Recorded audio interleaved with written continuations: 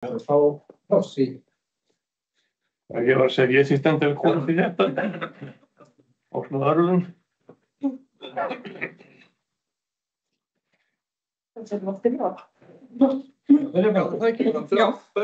Kæru vinir, velkomin, sem í dag. Benni Vignisson ætlar að tala mjög áhugavert efni, segulörvun á heila. Gjörðu svo vel. Já, takk fyrir. Eins og Gunnar sagði, ég er Brynja Vignisdóttir, ég er hjúkrunarfræðingur á göngudeild geðdeildar og hef svona síðasta ári verið mikið að kynna mér segulörvun á heila og ásamt Árna og Árni Árni Reiðufell og Árni geðlæknir og við fórum fyrir ári síðan á heilsugæslu höfuðborgarsvæðisins og vorum þar í nokkra daga, bæði á námskeiði hjá hollenskum háskóla og fengum svo að vera á heilsugæslunni sem hefur verið með segulörvun á heila í nokkur ár nú. Heilaörvunarmiðstöð heilsugæslu höfuðborgarsvæðisins. Í apríl á þessa ári fengum við svo tæki,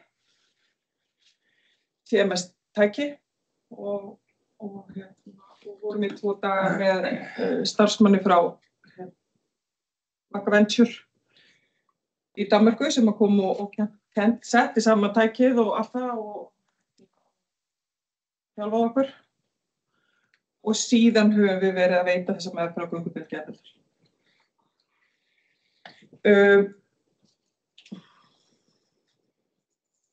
Hvað er TMS? Þetta er bara ótrúlega svona einfalt.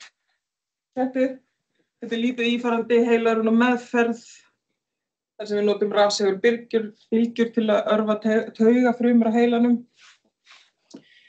Örvum dorsolateral prefrontal cortex. Ég get ekki með nokkur móti munað þetta, þannig að ég hafa þetta að skrifa náttúrulega. En þetta er þetta svæði hér. Og svo ruglast ég alltaf á hægri og vinstri líka. Við notum yfirleitt vinstra megin og ég fer aðeins í það eftir en stundum hægra megin líka. Alla jafna er þessi meðferð alls staðar í heiminum veitt á göngudeildum. Þetta segulörvun hefur verið notuð í áratugi í taugalækningum en í geðlækningum er hún fyrst FDA approved 2008 sem þunglyndis meðferð. Þá ætlum við bara svona aðeins að kíkja á hverjir eru hjá okkur sem fá þessa meðferð. Og þetta eru einstaklingar með meðferðarþrátt þunglyndi. Og meðferðarþrátt þunglyndi er þegar einstaklingur hefur fullreynt að minnsta kosti 2 meðferðir við þunglyndi. Og það er inni bæði lyfjameðferðir og líka aðrar samtalsmeðferðir og það allt. En við höfum verið að taka það sem búið að reyna að minnsta kosti 2 lyf. Við erum ekki byrjuð á þeim meðferðinni. Nei. Það allir búin að prófa 10 lyf. Já, svo það og ég ætlaði einmitt að koma í á eftir aðeins hvernig okkar sjúklingahópur er. Við höfum ekki alveg alltaf 1/3 einstaklinga með þunglyndi þróa með sem meðferðarþrátt þunglyndi. Þannig að þetta er alveg ágætt tala. Eins og áður kom fram þá er TMS lítið ífarandi meðferð og það má búast við því að á upptökusvæði SAK séu alltaf 244 einstaklingar sem ná greiningaskilmerkjum meðferðarþrátt þunglyndi og gætu þar að leiðandi nýtt sér TMS. Og þetta er byggt á mannfjöldaspánum og einhverjum svona rosa fínum tölum sem að hún Ragga aðstoðardeildarstjórinn okkar tók saman þegar við vorum að sækja tæki okkar. Annars staðar verið að veita þessa meðferð við fleiri þáttum í geðlækningum og öðrum og í dag segulárin heila FDA approved fyrir meðferðarþráð þunglyndi og alvarlegu þunglyndi og OCD eða árátta áhyggjuröskun og hún notuð við mígreni og einnig við reykingum eða fíkn. Það verið að þróa þessa meðferð í fíknimeðferðum en í dag hún bara með FDA approved fyrir reykingum eða hvað segir maður? Nikotín, fíkninni. Já.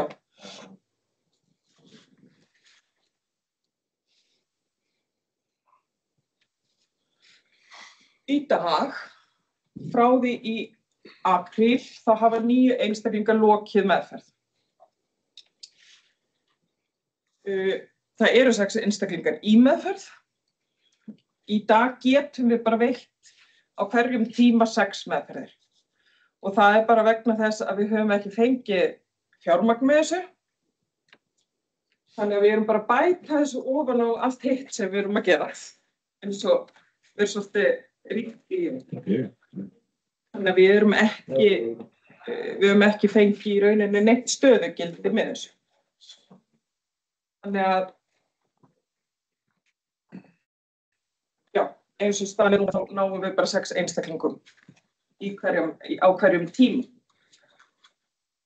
Það eru 6 einstaklingar á biðlista og þetta eru allt einstaklingar sem hafa og eru í þjónustu á göngudeildargeðdeildar. Það einn einstaklingur þarna sem lokið meðferð sem hefur ekki verið í þjónustu á göngudeildargeðdeildar og kemur inn í rauninni í gegnum meðferð og eftirfylgd svindlaði í þessari meðferð. Annars þetta allt einstaklingar sem eru í þjónustu hjá okkur. Núna í byrjun október opnuðum við hins vegar fyrir það að fá inn beiðnir frá heilsugæslu og sjálfstætt starfandi geðlækna. Þannig að við erum að opna okkur, við erum að nýta út og eigum þar að lendi og ég veit að það eru beiðnir sem hafa bara ekki ennþá fengið samþykki eða verið settar inn í biðlista einingun okkar þannig að það eru fleiri heldur þessi 6 einstaklingar á biðlista en eru þá bara þeir sem koma utan á bæ. Við ætlum að gera einhvers konar rannsókn hér og þar af leiðandi erum við að nýta okkur alls konar afla gagna og líka bara til að meta árangur meðferðina.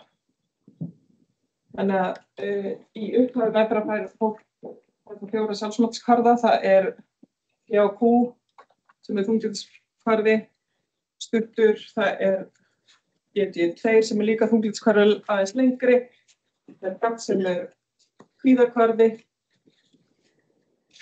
og svo erum við með Quality of Life kvarða líka sem að fólk nefnir sjá. Einnig erum við með einn klínískan matskvarða sem MADRS sem þunglyndskvarði þar sem að meðferðaraðili fyllir út í og með klínískt mat einnig. Þessum listi eru lagðir fyrir meðferðina, þeir eru lagðir fyrir í kringum þegar fólk hálfnaði meðferðinni, eftir meðferðina og einnig leggjum við fyrir, sendum við gegnum heilsuveru, GAT og PAQ, mánuði eftir að meðferð lýkur. Þannig að við erum með smá eftirfylgd.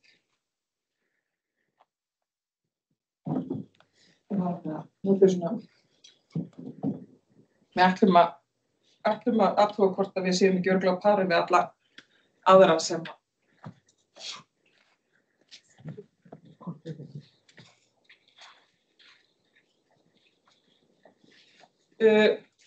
Heilaorkumiðstöðin hefur gert rannsókn á sínum hóp og það svona í mjög einföldu máli þriðjungur einstaklinga sem þiggur TMS-meðferðina á fullu bata. Það uppfylla ekki greiningarskilmerki þunglyndi. Þriðjungur fær hlutabata bata af sínum einkennum en nær ekki alveg fullum bata og svo eru þriðjungur sem að nær í rauninni þetta virðist ekki gagnist. Og það var grein upp úr þessari rannsókn sem að birtist í Læknablaðinu í 9. tölublaði 2024. Og þetta í rauninni alveg á pari við erlendar rannsóknir. Þeir eru alveg á sama plani. Við mögulega, eins og Árni kom inn á áðan, þá erum við ekki byrjuð á þessum einfalda hópi. Hópur, meðferðarþrára einstaklinga á göngudeild-geðdeildar erum, eins og Árni hefur oft sagt, últra meðferðarþrá. Það enginn á göngudeild-geðdeildar sem með einhver væg einkenni og hefur svarað meðferðir. Þannig að við vorum pínur hrædd að í upphafi værum við svona setting up for failure.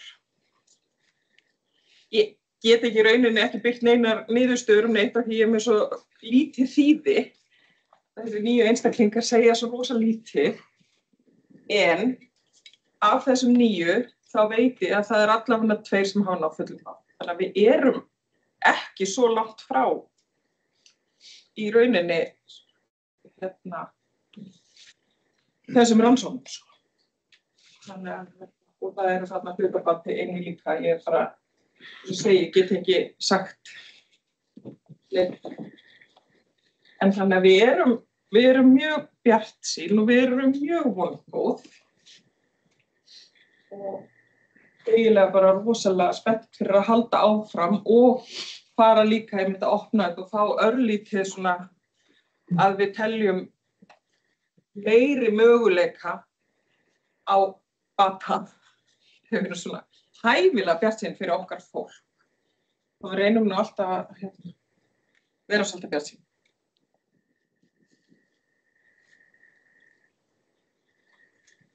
En meðferðin sjálf eins og áður hefur komið fram mjög lítið ífarandi, einstaklingurinn vakandi á meðan á meðferðinni stendur. Meðferðin tekur annaðhvort 3 mínútur eða 25 mínútur. Það semst repeated TMS eða semst RTMS sem low frequency, þá gefið 1 hertz, 1 púls á sekúndu í 25 mínútur og hann gefinn hægra megin. Þá erum við á mjög einföldu máli að letja kerfið örlítið. Við erum að örva einhver leyti en svona letjandi. En svo það theta burst stimulation sem high frequency, 10 hertz, það sem gefnir 10 púlsa á sekúndu, 8 sekúndur í hvíld og þetta gefið í 20 sinnum og tekur þar alveg 3 mínútur. Þannig að þetta þetta 5 daga vikunnar, þetta alla virka daga og í 6 vikur eða 30 skipti, það allt í lagi og dett út 1 og 1 skipti. En við viljum meina að þetta sé einfalt og þó fólk sé í vinnu að þetta eru bara 3 mínútur. Þetta eru svona 5 mínútur frá því að þú kemur inn til okkar. Við erum að setja hettu á fólk, finna staðinn og svo tekur 3 mínútur. Þannig að fólk aldrei missa meira en max hálftíma bara með því að keyra til og frá vinnu. Þannig að þetta svona ætti að vera býsna heppilegt. Og þú kannski að fá starfsmann sem getur actually unnið vinnuna sína í staðinn fyrir að vera með starfsmann sem svona á minni háttar afköstum allan daginn. Þannig að hvernig við veljum, hverjir fá hvað. Það þannig að með high frequency theta burstinu það það talsvert svona aggressívar meðferð. Það eru 10 púlsar á sekúndu í staðinn fyrir 1. Þannig að hún þolist vel. En af þessum 9 sem við höfum meðferðar, þá er 1 sem hefur fengið low frequency. Og hana völdum við algjörlega í low frequency vegna mikils kvíða. Þannig að maður svona vonast til þess að maður geti sloppið við að virka kerfið svo rosa mikið að kvíðinn aukist líka. Þannig að þetta svona, já. Þetta ekki, alla jafna þetta ekki vond meðferð. Örlítið óþægilegt kannski. Af því maður finnur alveg fyrir þegar það verið að senda bylgjurnar hérna inn. Mér fannst eins og þetta væri náladofi. Svona pínu eins og væri verið að svona pínu náladofast. Sumir helstu aukaverkanir höfuðverkur. Það hefur enginn hjá okkur verið að glíma við höfuðverk. Það líka ákveðin hætta á kröppum ef að fólk hefur sögu flog. En við höfum ekki lent í neinum vandræðum með það. Það alveg 0,0. Já, og meira að segja þó svo fólk sem þetta flogveikja þá eru samt mjög litlar líkur á flogum. Þeir fyrir sunnan hafa algjörlega, það hafa flogveikja sem frábendingu. Við erum svo sem ásýkt frá sig, þannig að við ættum kannski að geta verið að örlítið meira, hvað segir maður svona, áræðinari, en við höfum ekki alveg, það hefur bara einfaldlega ekki komið upp hjá okkur neina spurningar það, því að það hefur enginn verið með flog. Það þó svo að þessi verið að nota TMS við mígreni, þá eru líka smá, örlitla líkur á því að mígreni versni. Það ein með mígreni hjá okkur núna, hún hefur ekki tjáð þá. Hún fær ekki höfuðverki. Nei, þannig að þetta svona, og í rannsókninni hjá þá var 12% sem lauk ekki meðferð, þannig að það segir okkur það að þessi meðferð þolist vel. Fólk lætur sig svolítið hafa það. Þannig að bæði low frequency og high frequency meðferðar eru með sömu niðurstöðu, sömu batahorfur. Þannig að við þurfum ekkert að velja þetta eftir einhverjum leiðum. Það náttúrulega verið að rannsaka þetta alls staðar út í heimi núna, það sem verið að skoða hvaða þunglindistýpur eða hvað einkenni þunglindis þetta mögulega hefur mest áhrif á. Það svo ekkert komin eitt svona alveg niðurnært, en það virðist eins og þessi svona kognitífu þunglindseinkenni þar sem fólk einhvern veginn bara orðið svona alveg bara athyglisbresturinn og þetta allt það virkir mjög vel á það fólki. Það svona vísbendingar það þó sem ekki komið með alveg neitt fast sko.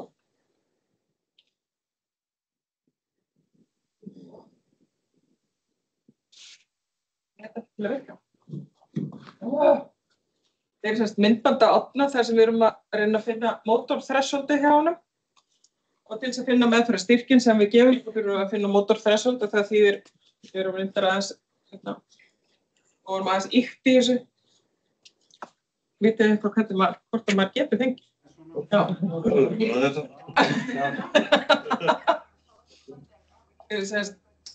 Þegar við erum að finna mótorþresholdi þá erum við að reyna að fá fingurna til þess að hreyfast, þannig aðeins að ýkja þetta með því að láta hendurnar hreyfast.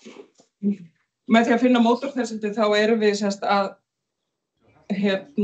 finna meðferðarstyrkinn. Við þurfum að finna mótorþresholdi, reyna að komast eins lágt og við mögulega getum til þess að finna meðferðarstyrk sem við veitum í meðferðin. Þú vilt ekki að þetta gerist, þú verður að sneða við þetta. Já, ég vil bara fá örlitla hreyfingu í litla og þessa. En það gerist ekki í meðferðinni, gerist það? Það gerist ekki í meðferðinni. Nei. Það er þegar við erum að reyna að finna móttöðsöldum þá erum við Það var miðað á motorkortex þarna. Ég get þetta í munna, það er bara algjörlega, mér er lífsins ómögulegt að muna motorkortex og nostolateral prefrontal cortex, þetta er bara svona. En það er þannig, maður finnur í sjálfur sér ekki neitt annað en bara að hendin og ykkur er velkomið að koma upp og fá að prófa þetta. Þetta er svona fínt partytricks, ef þið farið í partí, maður getur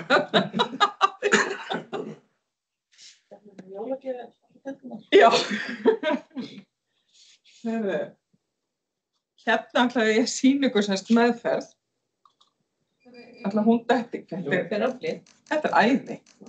Þetta er semst þarna erum við bara í meðferð, þetta er náttúrulega hræðilegt, sko. Eina sem við sjáum, ef þetta sæjast vel, þá sjáum við hérna augabrúnir. Það eru svona hreyfingarnar sem við sjáum, eða finnum. Það finnur ekki fyrir sem en það er svo örlítið hérna. Þetta er rosa. Já, og þetta er semst þessi þýtaburst meðferð, þessi 10 púlsar. Ég hækka 2? Já. Ég læti við þú skoðum til vestir. Já. Það sést mjög vel. Já, það heyrir svona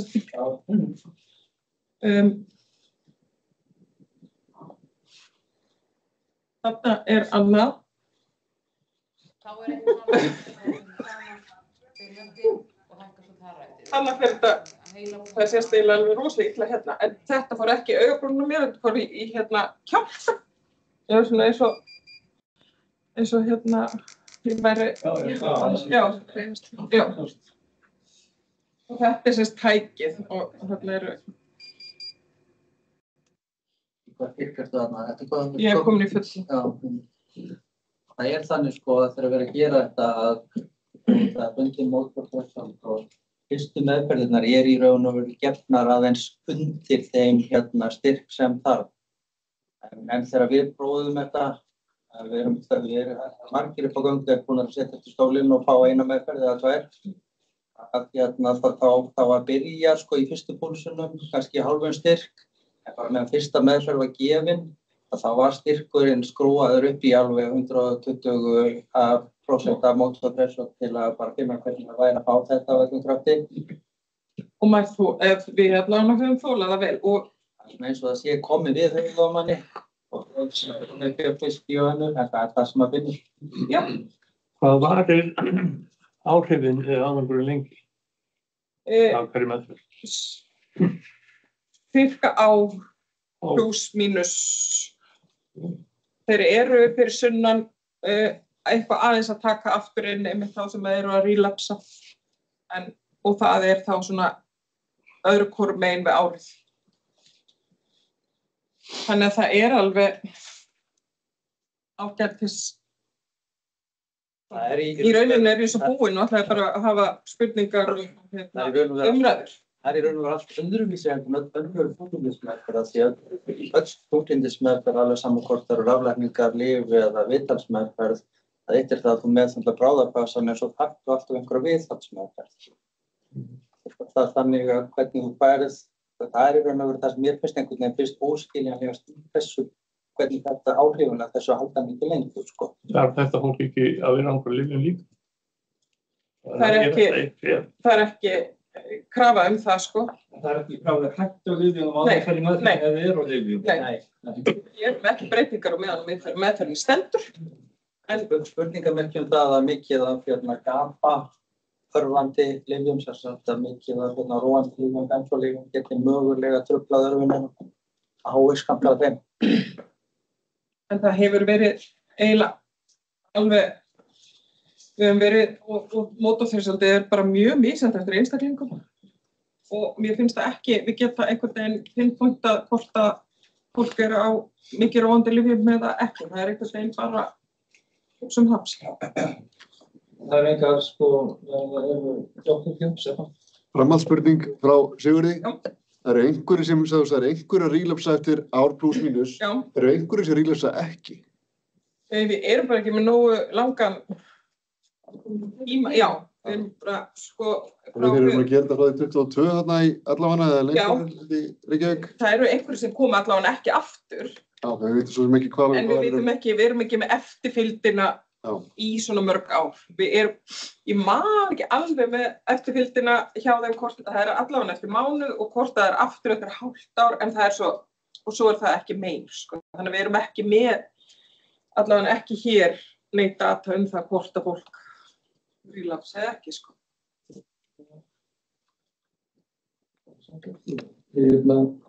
Það er mikið rannsakað og það er afskaplega mikilvægt að rannsaka þetta vel vegna þess að þarna erum við með meðferð sem getur svo auðveldlega verið með mjög sterkan placebo-faktor. Gríðarlega sterkan, því þarna er einstaklingur yfir 6 vikur, hann hittir meðferðaraðila 30 sinnum. Þannig að þá fer þessu hvað er hvað. Og þannig að það hljóta, og þetta er mikið rannsakað, hljóta einhver og þá hvernig finnum við kontrollgrúpuna? Það er það sem ég er að hugsa hvernig getur fundið kontrollgrúpu? Það er ekki verið að gera randomæðis placebo á þetta vegna. Þú tekur það bara upp í það sem fólk finnur fyrir þessu, hvernig yfir og slekkur á tækjum hjá sum og sum ekki. Nei, þú getur gefið svona, og þetta er gert líka, þetta verið gert í raflækningum líka. Já.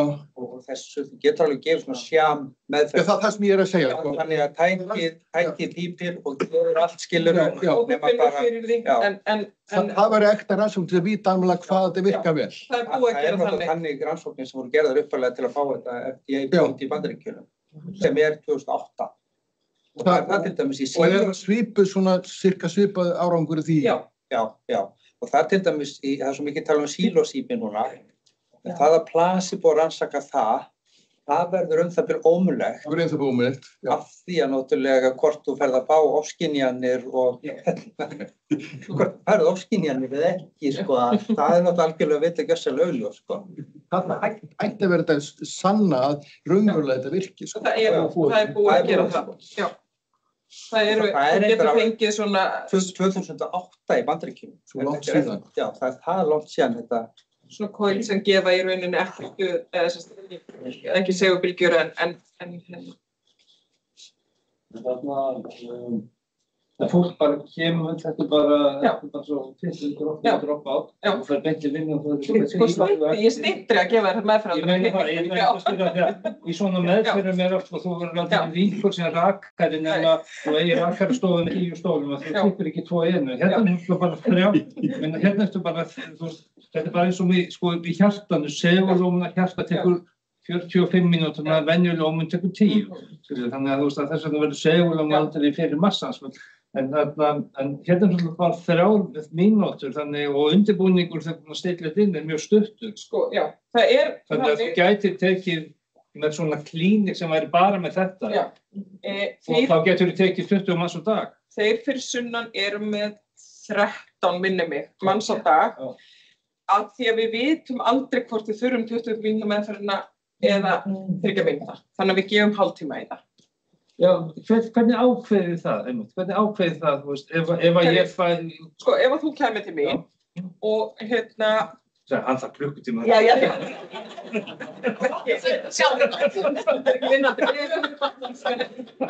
Ef að þú væri skjálfandi að kvíða, algjörlega bara fyrir lífinu, ekki bara fyrir þessu, þetta er bara, alla jafna, alla daga, þá myndi ég hugsa mögulega, við skulum nú gefa þessum 25 mínútur, vegna þess að það er ekki svona mikil örvun og þú veist, við erum mögulega frekar, við viljum trúa því að við séum mögulega að deppa kerfið örlítið meira og við séum að örfa einhvern part. Við erum að koma til jafnvægi. Þeir eftir að ákveða að kunna alltaf á 25 eða er það á hverjum degi á ekki 25 í dag? Nei, við erum alltaf 25. Það sem getur líka gerst er að fólk bara finnur svo rosalega mikið fyrir þessu og það kannski gerst helst ef fólk er með mjög háan mótorþresóld, þá erum við að gefa svo mikið háan styrk. Þannig að ef fólk er með háan mótorþresóld og þolir meðferðina illa, þannig að þegar ég gef þér 10, þá er þetta bara hræðilegt, þá vill ég frekar að þú komir á morgun og þá gef ég þér 25 mínútur meðferðin þar sem er allt miklu svona það er 1 púls í staðinn fyrir 10 á hverja sekúndu. En kostnaðurinn við þetta er þá kaupin á tækinu Já. og starfsfólkið. Já. En það er engin efni, það er ekkert annað. Nei, við erum með hettur sem hver og einn á sem við þurfum að, til þess að við vitum hver við eigum að veita með þeim. Það er allt reiknað út samkvæmt. Já. Við þurfum að reikna út hver fólk á að fá meðferðina. Það er einstaklingsbundið, bara eftir stærð höfuðs og því allir. Er þetta margar mismunandi tegundir af tækjum og tíðnum og svona? Eða er þetta svona lík meðferð, þú veist, á milli staða? Þetta er lík meðferð á milli staða og hjá höfum erum við með tvö mismunandi tæki og það er sama meðferðin í rauninni þar. En það er mismunandi tæki. Það er margir framleiðendur. Þessi theta burst stimulation, það er það sem að flestir eru að nota í þunglyndi í dag. OCD, það er sko, þetta er öðruvísi, þetta mun ekki komið í staðinn fyrir ECT, frálækningar. Það er svo sem eru fyrir þá enn veikari, það er meira veikari sjúklingahóp heldur en þannig. Þær eru miklu meira ífarandi og það er ná miklu dýpra. Hér er fyrst og fremst verið að örva, sko, þú ert að örva heila börkin.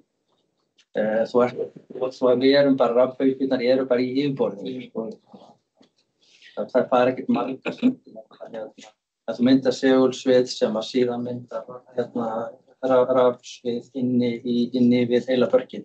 Það fer ekkert marga sentimetra inn í heila börkin. Sko. Nær þannig ekki. Það er spurning. Hvað kostar það ekki? 5 milljónir, 50 milljónir? 6. En með öllu því sem við fengum með kælisystemi og stól og öllu þá 10. Kælisystemið er, ef þú tekir með kælisystem, þá getur ekkert gefið vola margar meðferð. Alveg líkið í því að geta kælt. Það getur við bara að gefa cirka 4. Það er öðruvísi að því, sko, það sem að mér hefur getið fundið ótrúlega því er þetta með viðhaldsmeðferð. Það eiginlega ekki, því það er einhvern allt öðruvísi en allar aðrar þunglyndismeðferð. Líka ECT, líka rafloðsmeðferðin. Þú þarft einhvern konar. Það er vandinn með ECT, þeir hafa ekki svara lyfjum og þegar það hafa viðhaldsmeðferð á þeim. Sko. Við svo sem hefum á til við erum með einstakling í viðhaldsmeðferð í rafloðsmeðferð. Já, mjög áhugavert. Fleiri spurningar? Þunglyndi, er það eina ábendingin? Ekki, nei, það eru ábendingar hjá okkur núna, en í framtíðinni þá erum við með okkur langar að prófa OCD, þá þurfum við aðeins öflugri spólur, af því við þurfum að fara lengra ofan í. Þannig að svo eru þá, og svo náttúrulega verið að rannsaka þetta fyrir bæði jákvæðum og neikvæðum einkennum geðklofa, þannig að það er hellingsframtíð í þessu sko. Og fíknisjúkdómum. Það eru líka líkamlega ábendingar. Það eru verkjasyndróm, eftir heila áföll. Og Alzheimer líka. Sást mjög fínt fyrir eldri lækna sem með byrjandi demens af gæturvöldum. Nei, og ráða að Þetta var að horfa á mig.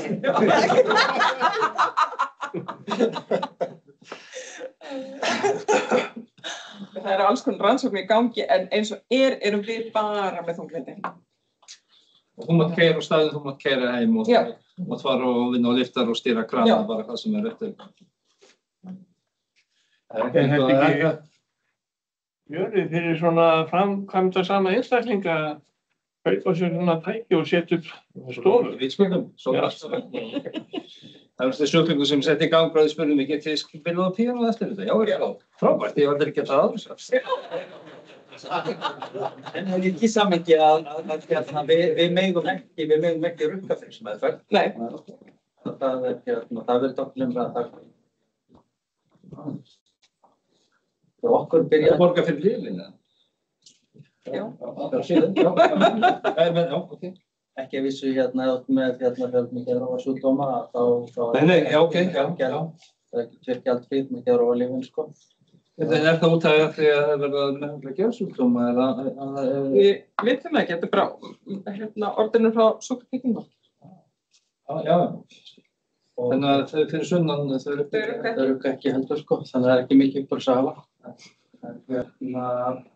Þá svolítið þegar við fórum að velta þessu fyrir okkur í fyrra, þá er það mjög gaman að sjá það að í norska læknablaðinu, núna bara áramótin, það er fyrsta eintak í janúar, þar einmitt kom sko ritstjórnargrein það að þetta væri meðferð sem að hingað til hefði einhvers verið á sérhæfðum háskólasjúkrahúsum.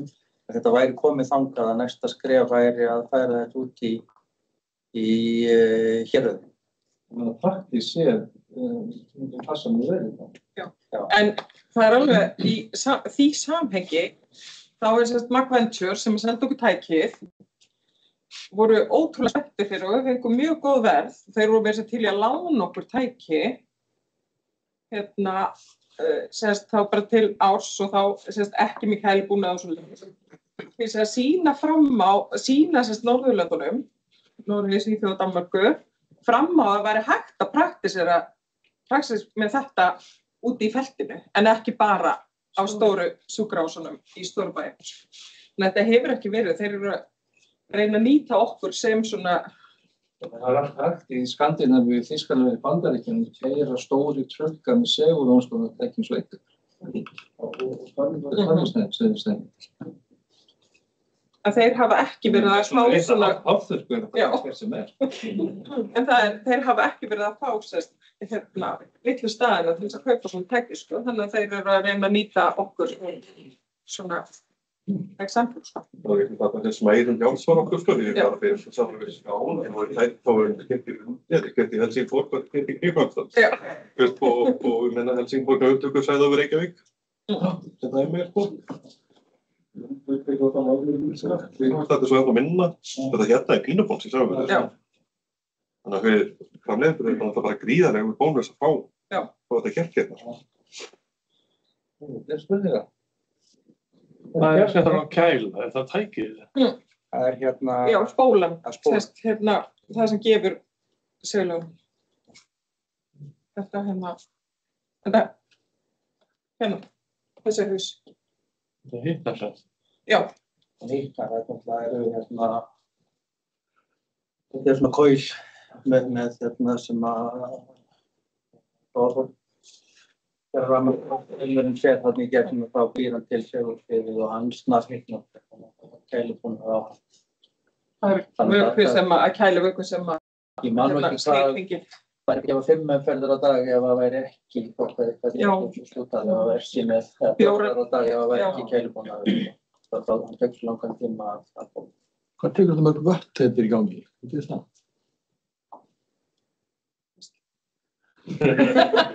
Ég veit það ekki, en þetta er bara í 10 ampere öryggi. Þetta er í 10 ampere öryggi. Bara stingur sér í samband. Þetta er bara í 10 ampere öryggi, þannig að það er ekki. Þetta er undir 5 kílóvattum allavega. Hvað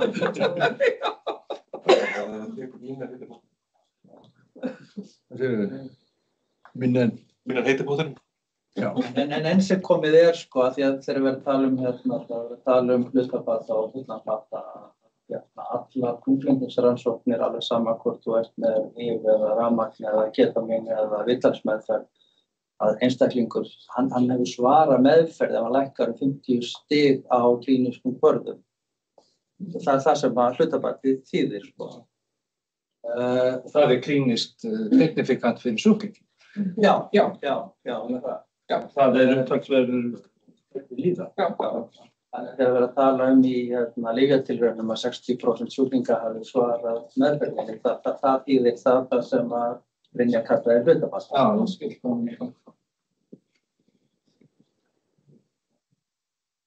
Hér eru þá sjúklingar sem eru allavega búin að reyna 2 þannig tilraunir án þess að svara. En Alexander, það er alveg típblindar rannsóknir. Það er bara því að spyrja á. Það er alveg klart. Það sem að og það sem að menn hafa